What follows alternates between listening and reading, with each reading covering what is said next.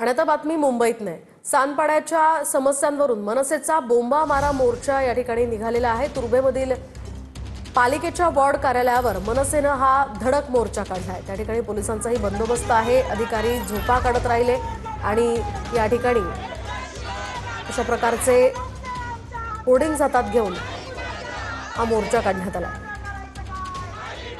पण तुमच्याकडे प्रस्ताव केला आम्ही नेरुळला पण सांगितलं वॉर्ड ऑफिसला, त्यांनी पण प्रस्ताव बनवलाय। तसं तुमचा प्रस्ताव केला सगळ्या जर वॉर्ड ऑफिसरनी पाठवला तर नक्कीच त्याच्यावर विचार कम्युनिकेट करतो प्रस्ताव। विषय नंबर 2, सांदपाडा विभागातील रस्ते तसेच पदपथ अधिकृत फेरीवाल्यांना बळकावले आहेत। त्यामुळे विभागातील नागरिकांचे रस्ते व पदपथ चालताना तारेवरची कसरत कुठे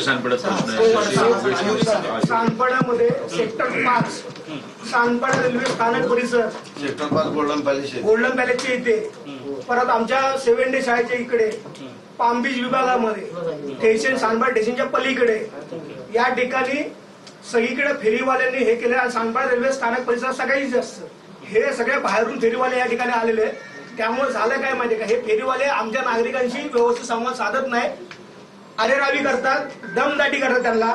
या लोकांमुळे सांदपाडा विभागामध्ये चेन स्नॅचिंग, मोबाईल चोरी आणि घरफोडीच्या घटना घडलेल्या आहेत। मागेच प्रेस कॉन्फरन्स घेऊन 3 महिन्यापूर्वी एसीपी मयूर भुजबळ साहेब आणि स्थानिक वरिष्ठ पोलीस निरीक्षक यांनी 35 लाखाच्या घरफोडीचा उकल केली, गुन्ह्याची उकल केलेली।